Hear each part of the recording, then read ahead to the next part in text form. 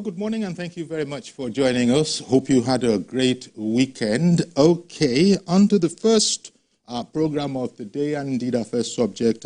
Let's look at the bombing gone wrong. Speaking about the recent mistaken drone bombing in Kaduna State, and after investigations by the Army has put 2 officers on a court-martial, proceeding, and that, as you know, is the military's version of a criminal court. The much that has been said is that it was a mistake and that it was wrong, and that the Army is going this way seems to mean that they suspect at least criminal culpability. Okay, our guest to help us understand this, former military officer, former deputy head of security at the African Union Commission in Addis Ababa, and adjunct professor George C. Marshall, European Center for Security Studies in Germany, and private security consultant nowadays, private security and defense consultant trainer, Group Captain Sadiq Garba Shehu, retired. A fine morning to you, Group Captain. Good morning, Mr. Rory. Good morning, viewers.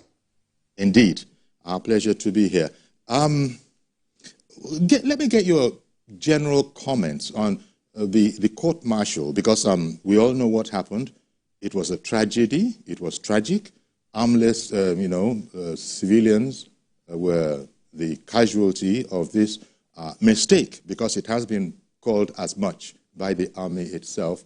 But they have now put 2 officers on trial.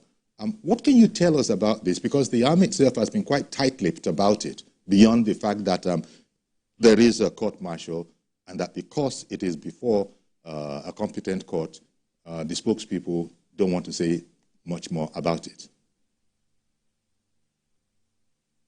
Oh, thank you very much. Well, first, to say my understanding of the statement from the defense spokesman, one is that the military very courageously, I must say, has come out to accept that the bombing was a mistake. And in that mistake, they found that some personnel maybe have been found wanting. Having said that, first, as a former military officer myself, this incident reminds me and reminds all other people still in uniform of the hazards of the job. The hazard of the military man is that he goes to defend other citizens, sometimes even putting his life at risk. But at the same time, when he is found not to have used the instrument of violence in a way that training or military professionalism demands, unfortunately, again, despite the yeoman's work that he is doing, the system will have to meet out some sections. So on that aspect, as a professional, it's like a doctor who has done 100 operations.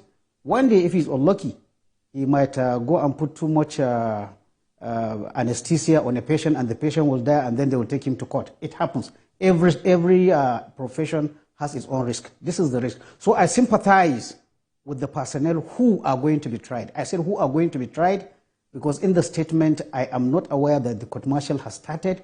I think what the man said is the intention of the military after their due investigation to do this court-martial, because probably because of their finding, when an incident happens in the military, they do what is board of inquiry initially. Indeed. And that board of inquiry will find whether the person being suspected, as of that time there is no accused, it is just an investigation. And what the board of inquiry in the military does is to find out that thing that happened. Did it really happen?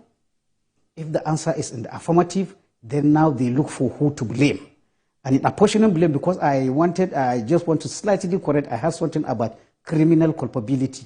Not really criminal culpability. What the military board of inquiry does is to bring out 3 kinds of responsibilities. First, it will find out whether the person will culpably negligent. Culpable negligence. Why is culpable negligence? That is, the person has been trained, has been given the correct equipment, has been given all the necessary to carry out a task, and he negligently didn't carry out a task. That is the worst finding that a board of inquiry can find. The second next finding is excusable negligence.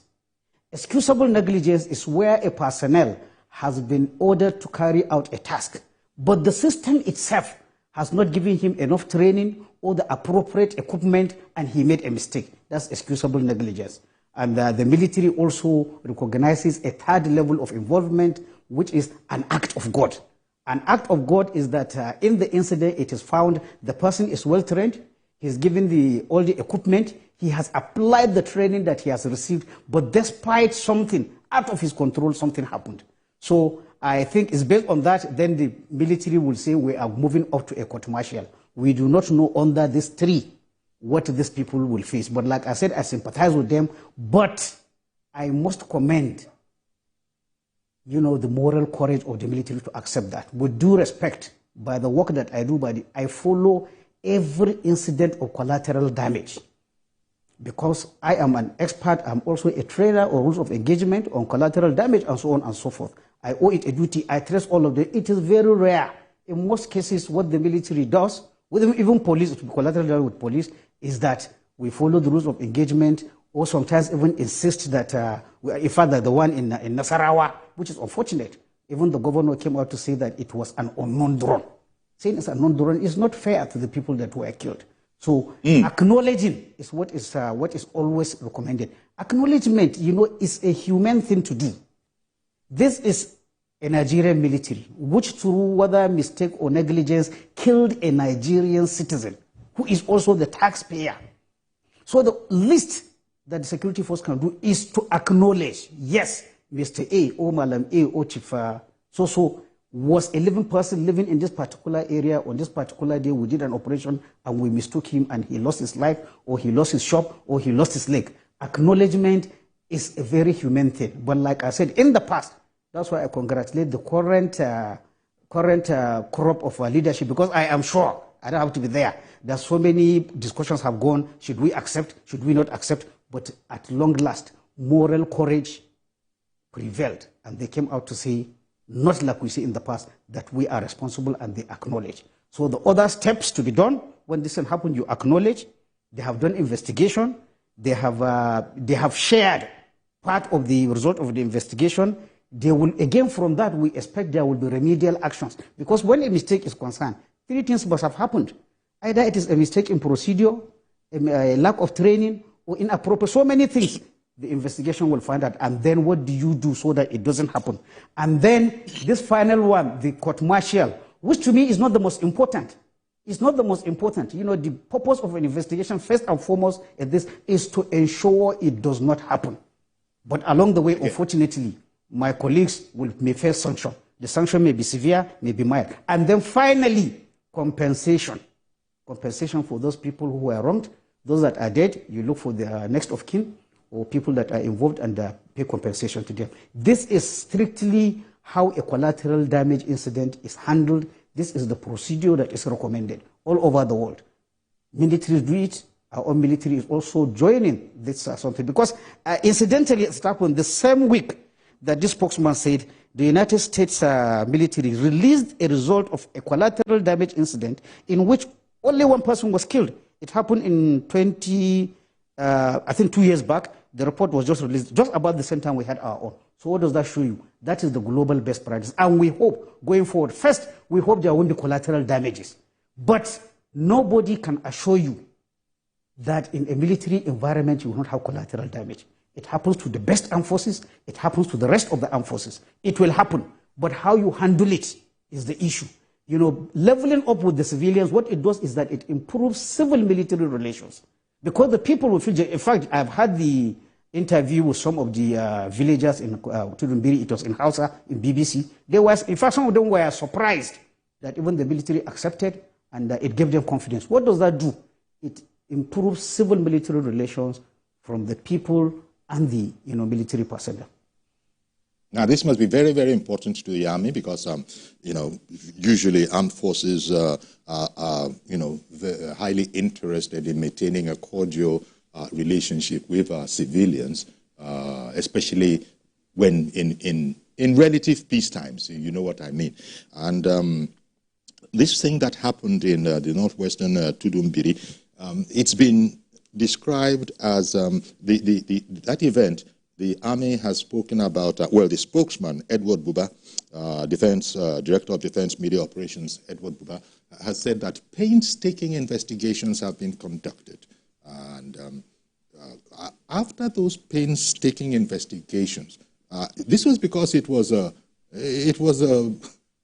event of monumental proportions. After all, up to 85, in the region of 85 Nigerians, unarmed, not in any kind of a war situation, are reported to have lost their lives as a result.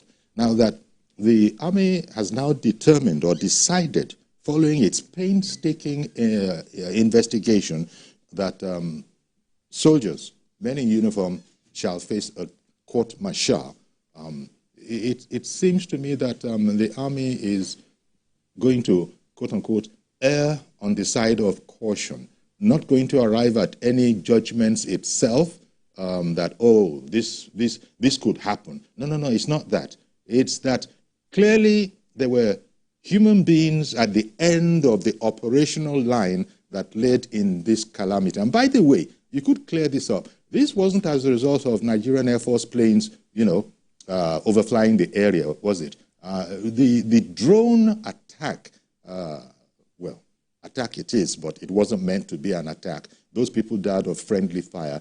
This drone attack, does that suggest human beings remotely positioned, controlling those implements of war, and theoretically at least, until it is established beyond any shadow of doubt, could have, made a mistake? I'm glad that you referred to the different kind of scenarios, culpable, negligence, and all of those other ones. Is this beginning to lead in that direction, that it is wanted that a court-martial shall determine if there was any human input into this that was not entirely, completely professional? Yes, exactly. Like I pointed out, the board of inquiry, that the inquiry or the investigation is the board of inquiry, still the same thing, must have found that any of these three things have happened. Either it is a culpable negligence, whether excusable negligence, whether it is an act of God. It is based on that the military can proceed to call for a court-martial. So like I said, of course, the level of any sanction that will be meted will depend whether it is at the higher end or at the lower end of culpability. Like I explained, you can see even the spokesman, he is reticent because, yes, definitely as a military man himself, he knows it could be him also facing that trial.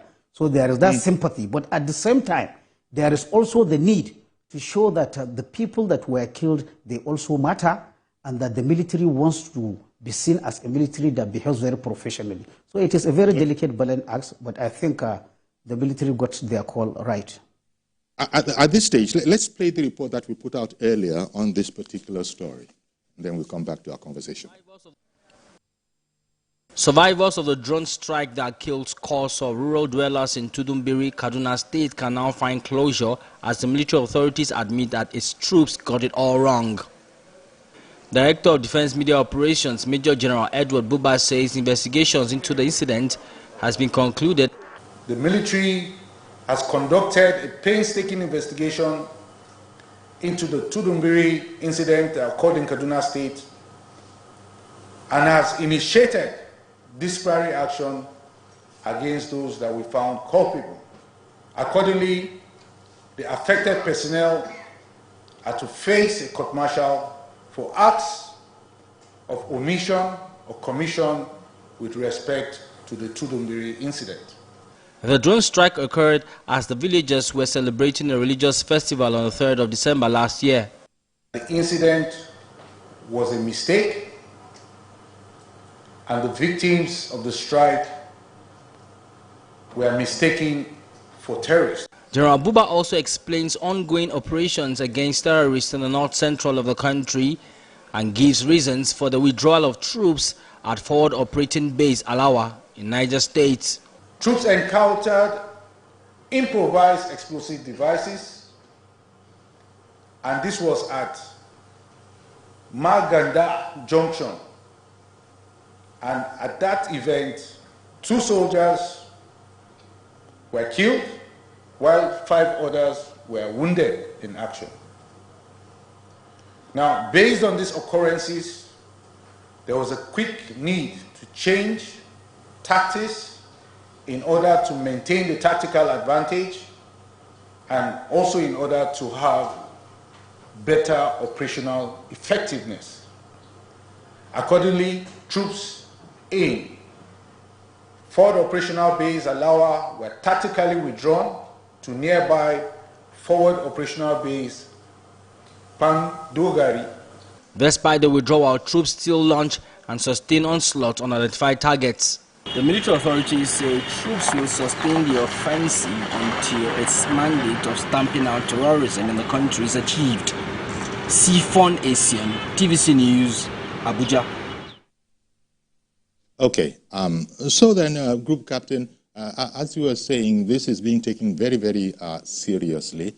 And let me go back to the question of, well, first of all, I just recall what you said at the top, that you commend the armed forces for taking this route, for the boldness, the courage in, standing up and saying, as a matter of fact, they've gone as far as even saying that it was wrong.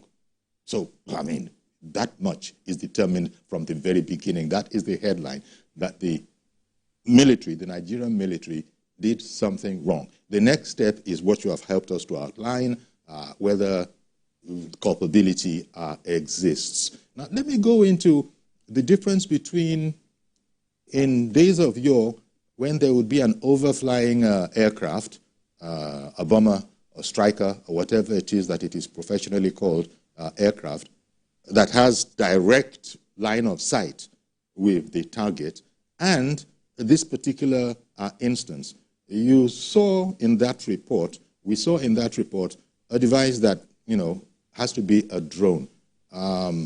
As we all know, a drone is monitored remotely. So the person could have been, quite far away from the actual, scene of the incident. These are modern ways of combat and warfare, and these are probably different from things that happened in your day, maybe about 20, 30 years ago in the military and having these kind of operations. Is it a much more hazardous and a much more training-intensive profession now than it used to be? That's the drone I was talking about. Yes. With respect, while the drone technology cannot be said to be any technology globally, for our security forces, it is a relatively new introduction into their armory. It is for that reason that extreme care must be said to develop rules of engagement, to develop procedures, to do all the adequate training. I do not want to preempt what the trial, it will not be fair to the people that will be tried, but here I'm talking generally. When you have any equipment, it means you have to bring new, you have to develop new tactics, new training requirements, and all that and so forth. Drone, as opposed to a fixed-wing aircraft, whether helicopter, has certain advantages, but also disadvantages. The advantages that a drone has, first, is to save life. Like we call it pilotless, there is no pilot. So the worst that can happen is that the drone is shot down. That being the case, the most valuable item is the human life. So the human life is not there. The second advantage that drone has is that it is supposed to be more accurate. What do I mean more accurate? If you give it coordinates, longitude this, latitude this, I want you to hit it, it will hit it.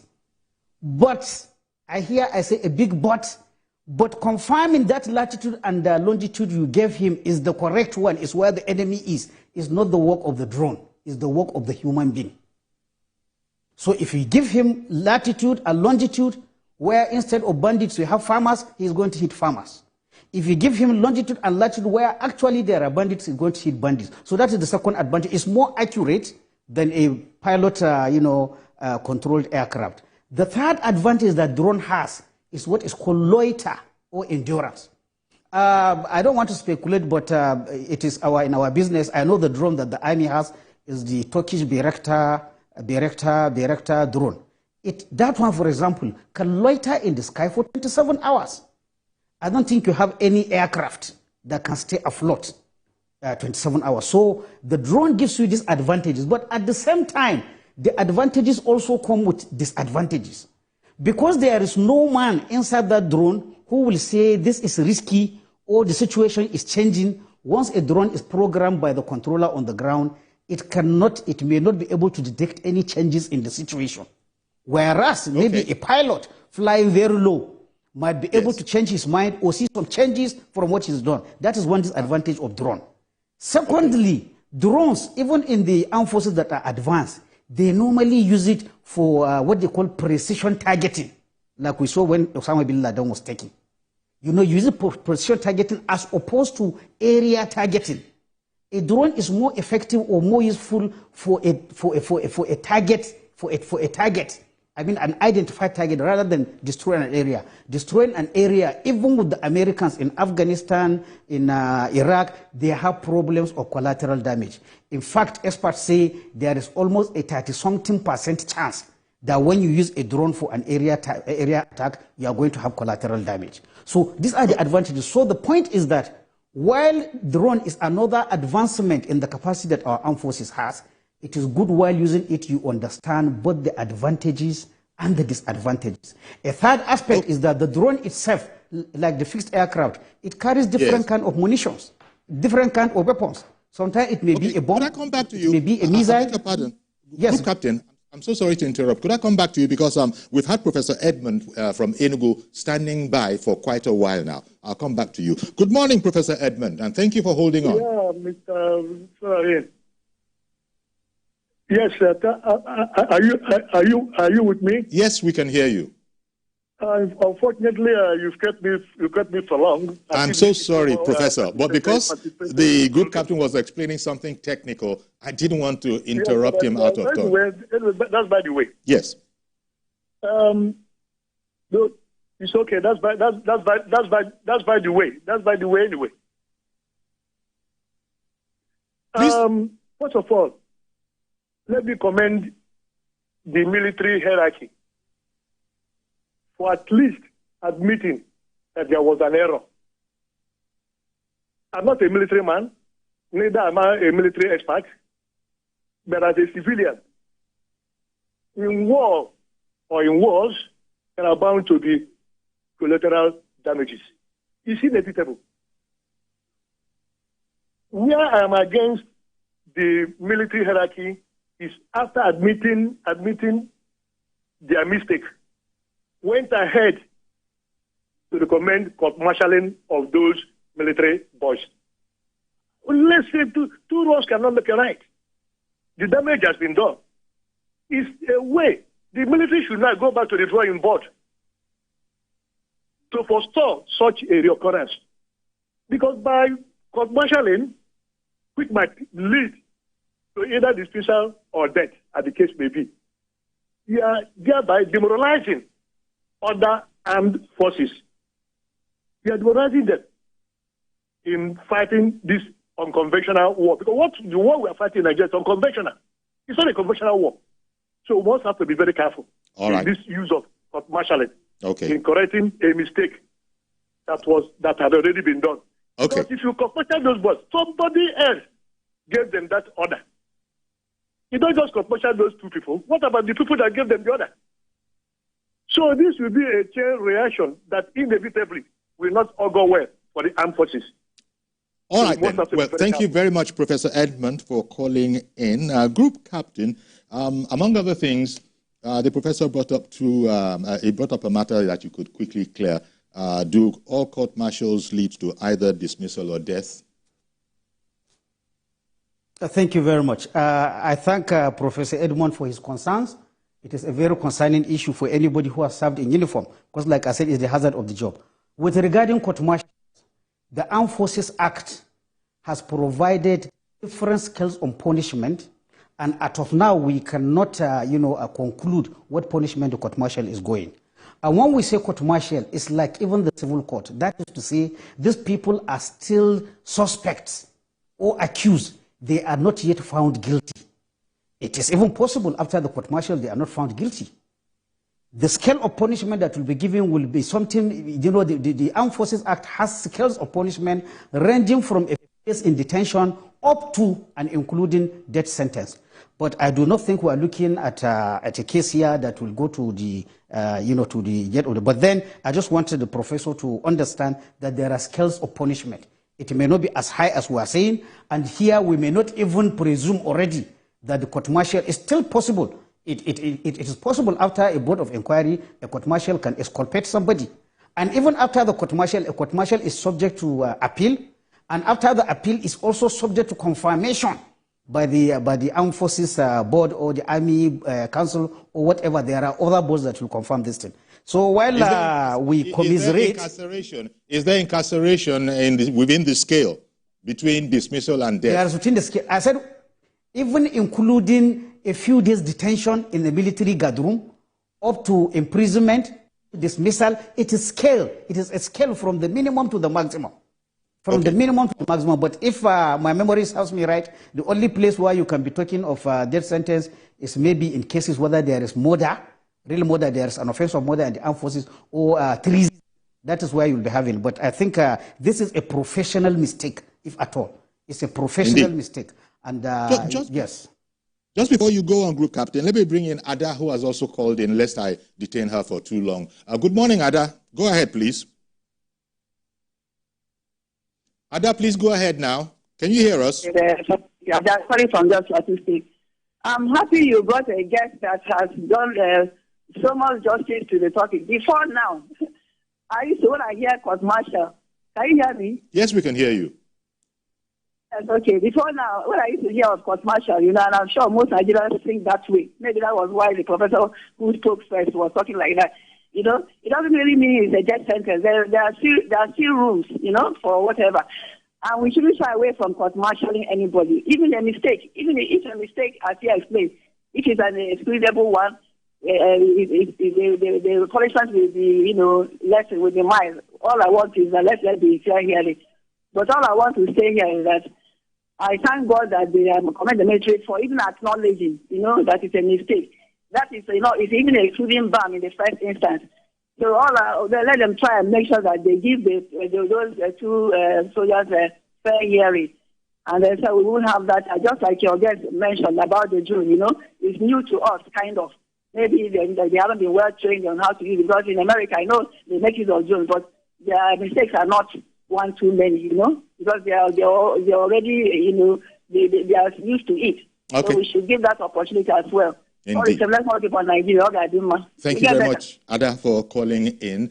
So, Group Captain, there are a ton of questions and people want to call in. We'll take a break now, but we'll come back, and I'll also engage you a bit on an expression that you have used repeatedly here, collateral damage. Whereas we don't want to prejudge or involve ourselves in the case, this definition of collateral damage, we'll look at that when we come back. Stay with us, please.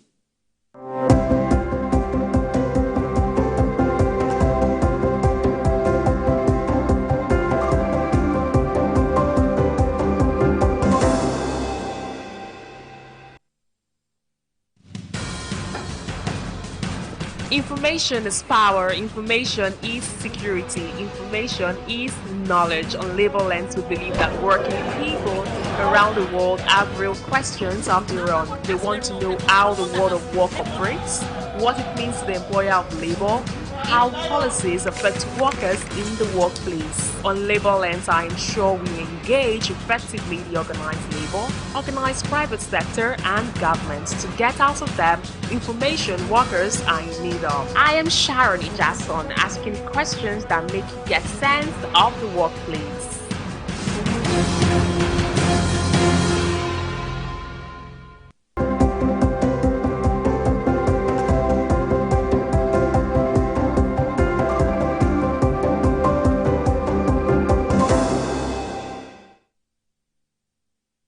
Welcome back. Our guest is Group Captain Sadiq Garba Shehu, retired private security and defense consultant and trainer.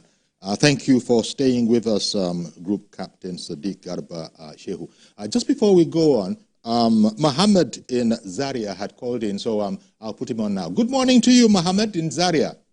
Good morning, Uncle Yori. Good morning, sir. Good morning sir. to our special guest. Yes, thank you. Go ahead, please.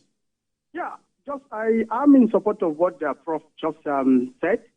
Of course, well, the normal way of understanding court-martialing is that it may lead to death sentence, which may encourage or rather discourage the coming Air Force guys or rather the military guys. So, and whatever we are doing, we should look at it that well. When a mistake is done, we should try to learn from it. Not that we should more or less like take it as do or die affairs or take it as activities just sentimental. So this is military. They are there to guide, to safeguard life and property of this nation. So if there's a mistake, we should just look at it and then try to value it. Acceptance was made at the initial stage. So I think going forward, we should try to just make sure that the court-martialing is not something that will discourage the upcoming officers. Thank you very much. That's my contribution. Thank you very much for calling in on that particular aspect, Mohammed in Zaria. But I think it is also as well that we understand that we are speaking as civilians and military people, they sort of conform to a different order of service and rules of engagement, and the worldview is different. And that's why we really need an expert and an insider to help us understand it. Coming back to you, Group Captain, you've used the term collateral damage, and I wanted to try and understand that. Now, please correct where I'm not getting it quite spot on.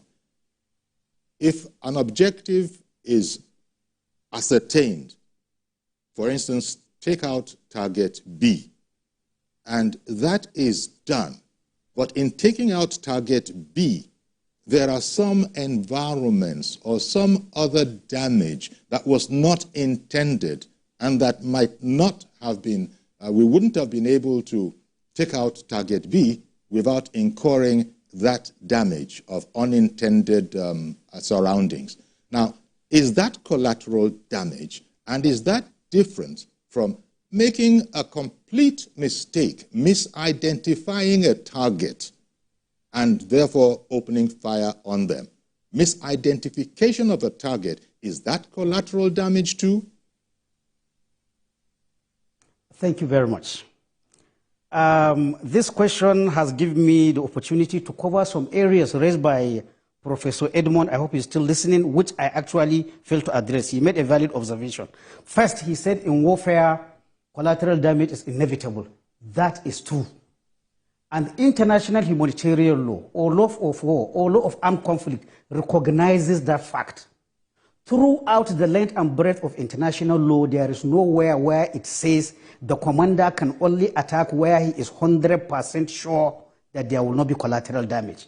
There is nowhere in international humanitarian law where it is say collateral damage is prohibited.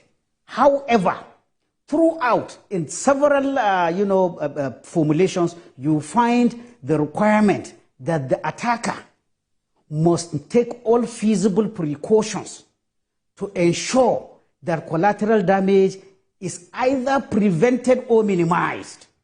These terms, I'm using exactly the words that appear in the Geneva Convention and the protocols. This is always this. So the formulators of these laws, they understand, for example, what they call the fog of war.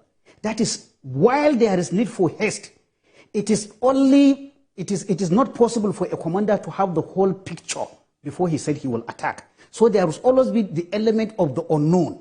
However, when it becomes inevitable, like the scenario you pointed, I like the scenario you pointed, you want to take out a target, the target is near another place, which is not a target, but you took out that target and it was that target. Now, what international humanitarian law expects you to do as commander presented with scenario is to bring the principle of proportionality. What is the target that I want to aim? I give an example, a group of 10 bandits. What is the possible incidental damage? The 10 bandits are inside a primary school with 50 children in school and teachers. You do a proportionality. Now the proportionality will tell you, for the price of 10 bandits, should I include 50 children and teachers? This is where it comes in. This is why the proportionality goes in. So incidental damage should not be disproportionate. However, as ugly or as unfeeling as it will sound, if you are after Shekau and Shekau enters one bunker, and in that bunker already, unfortunately, there is one Megad, he's home with him, you have been looking for Shekau, you will be completely covered under international law because of the value of Shekau, because of the problem you have looking for Shekau, because of the value to the military advantage, you will go by hitting law. I mean, international humanitarian law can understand if you order a strike and you take out Shekau and you take out that farmer who is inside the place with him. So proportionality comes in. Collateral damage, again, I emphasize what I said, is inevitable. But inevitable, it means throughout, from the point of planning up to the last minute that you will drop your bomb, you are taking feasible precaution. There are many ways you can take feasible precaution. And where, at the end, you make a proportionality assessment that what I am going to gain as a military advantage is not up to what I am going to lose in terms of civilian innocent lives, then you cancel the attack. Yes, but to re-emphasize the point, sir, a mistaken target, for instance, a misidentification of a target, how do you relate that to collateral damage?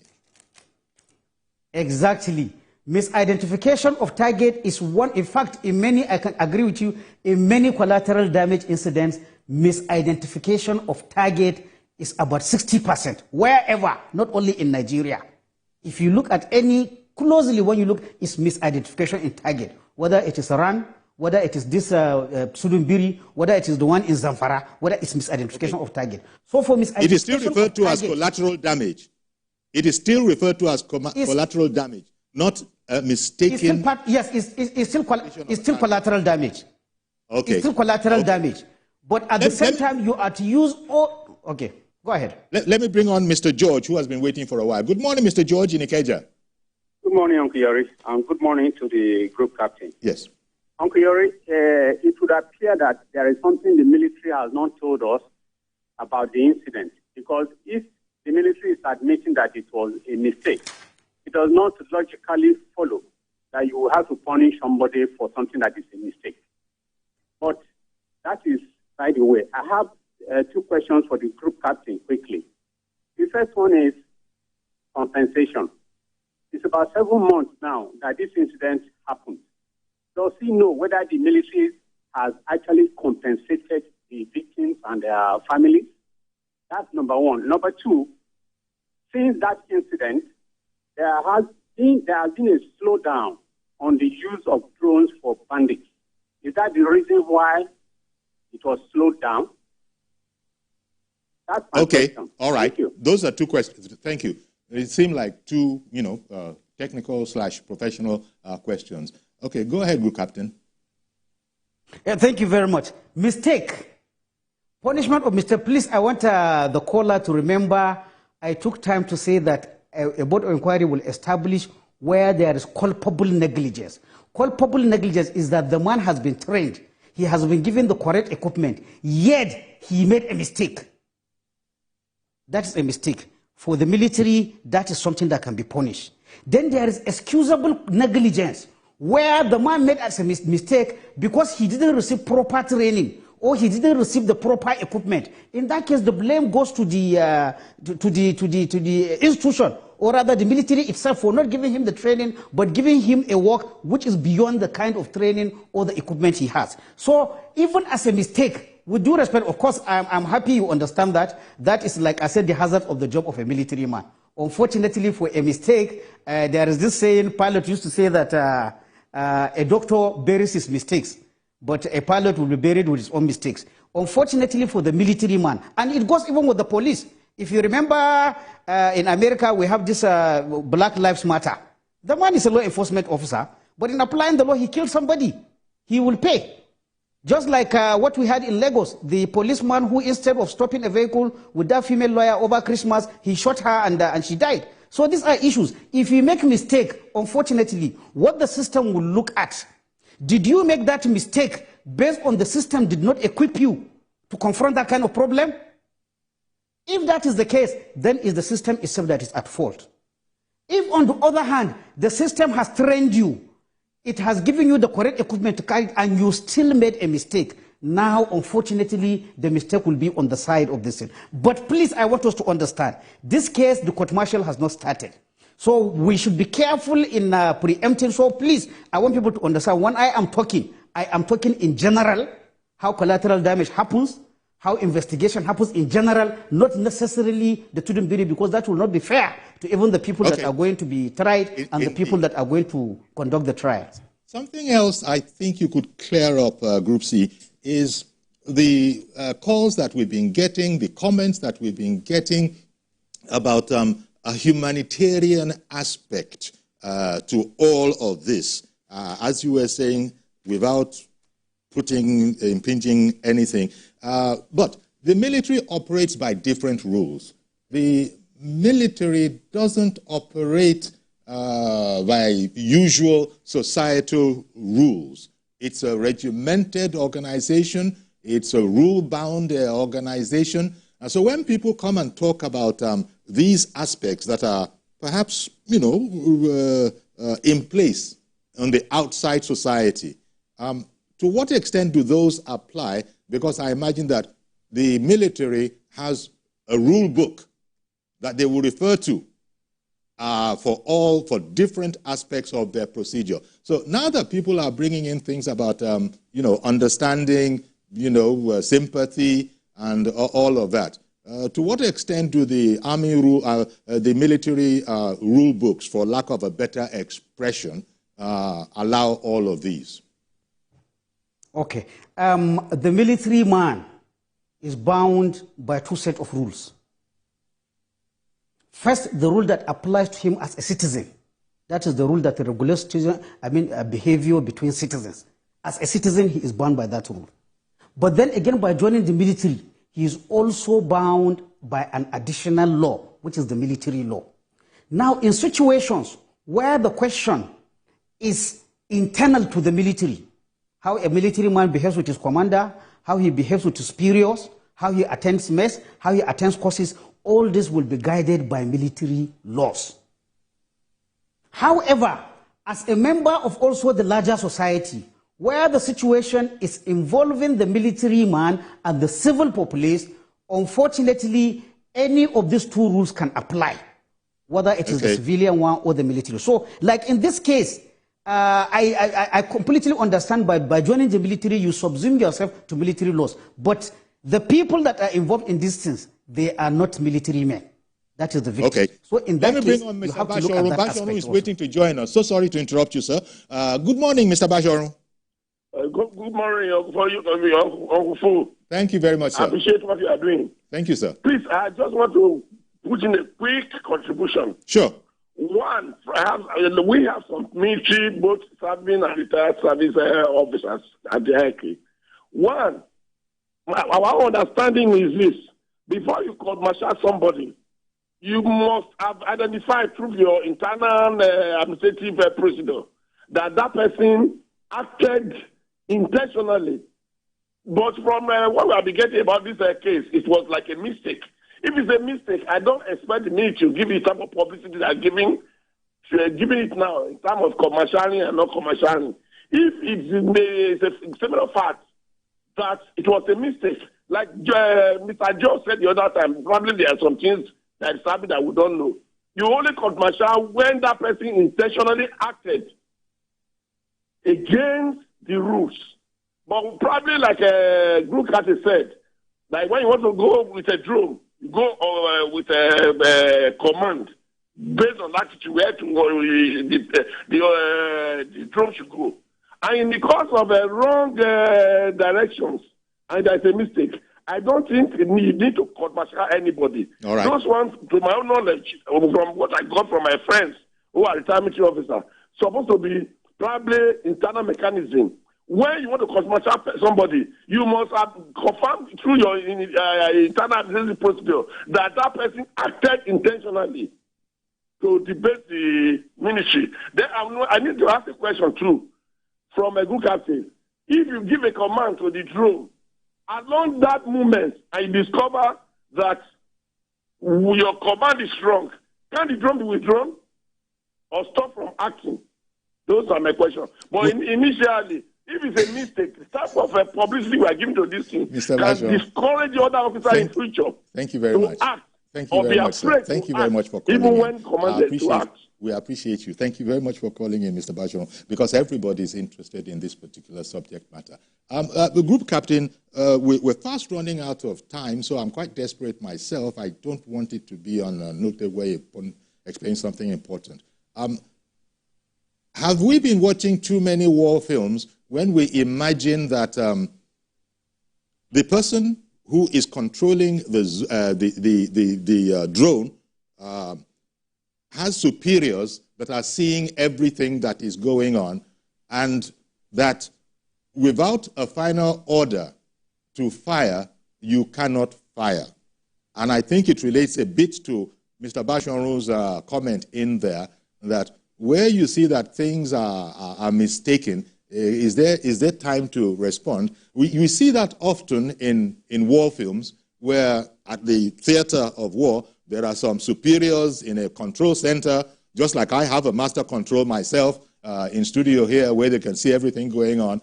And if only when those people say, fire, before you can fire. Could you explain that whole area? Too much Nollywood or Hollywood, or any truth in that whatsoever? Yes, sometimes there is too much of Hollywood, where people think that if it is a drone, everything is tick-tock, tick-tock, tick-tock, tack. It's not like that.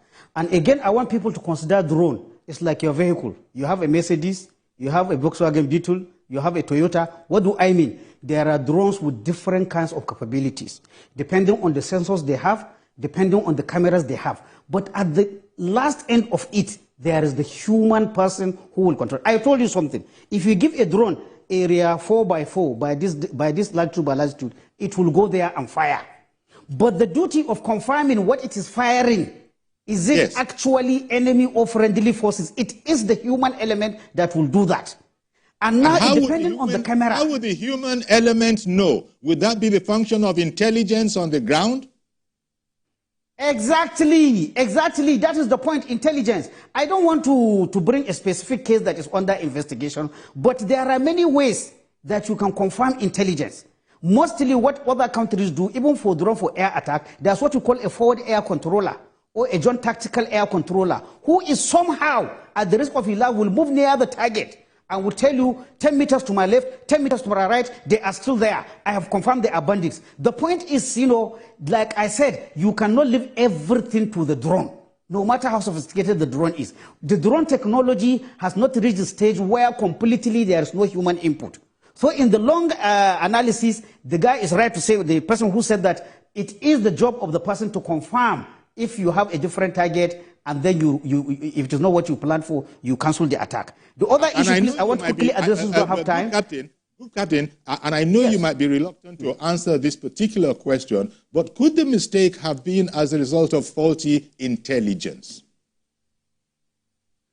Theoretically. Well, again, what I will answer in general. You mentioned the issue of misidentification, which I said sometimes carries about 40% of whatever collateral damage. Faulty intelligence. Faulty intelligence. I don't want to talk about this particular case. Faulty intelligence, whether it is RAN, whether it is the one in Benue, in my own investigation, it is faulty. What do I mean by faulty intelligence? Somebody says there are a group of bandits in Vandekia. To the military man, that is just information. It is not yet intelligence. You that collected that thing, you will start preparing to go and attack. But while you are doing that, there's what is called processing of information into intelligence. How you confirm that? In fact, even the person who brought the news, if you have his record, is it somebody who normally brings correct information? Fine. But still, what I am saying, it is duty bound on you who is going to attack, not just to accept that information as it is, but to process it and continue processing it until you overhead the target and you are sure what you are going to hit is what was said. So faulty intelligence is also a major factor in collateral damage. The one in Iran, because that one is already in the public domain. We have that it is bandits are in Iran, but it turned out that there were IDPs and it was an IDP camp. A little finding out maybe from the police or from the village head would have told you that we have a village near here. There's what the military does, map preparation. If I'm going to operate in Abuja, I will put on my map where hospitals are, where diplomatic houses are, where schools are, with all their directions and their differences. So when I'm going to attack, I have what can I call environmental awareness, where I am. What is to my right? What is to my left? What is in front of me? What is behind me? These are some of the things that you have to process the intelligence. You know what, Group Captain? Well, Group Captain, I'm afraid we've run out of time, and it's a most interesting conversation. But then to emphasize what you have done, you've emphasized that a number of times on the program, that you're talking in generic terms, not necessarily about the incident that is going to be the subject of a court-martial, just helping us to understand how it works. I want to thank you very much, Group Captain Sadiq Garba Shehu, retired, for coming on the program and helping us to understand how all these things work. Thank you very much. Thank you. All right, then. So that's our program. Do please join us tomorrow for a fresh edition. I am Iyori Folare. Bye-bye for now.